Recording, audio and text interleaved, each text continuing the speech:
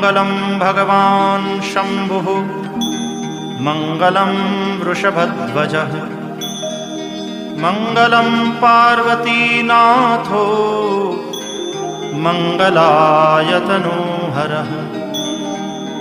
सर्वमङ्गलमाङ्गल्ये शिवे सर्वार्थसाधिके शरण्ये त्र्यम्बके गौरी नारायणि नमोऽस्तुते। अथ मन्त्रपुष्पाञ्जलिः।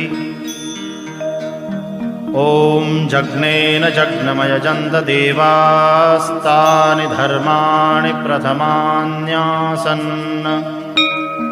तेहनाकं महिमानः सचन्त यत्र पूर्वे साध्याः सन्ति देवा।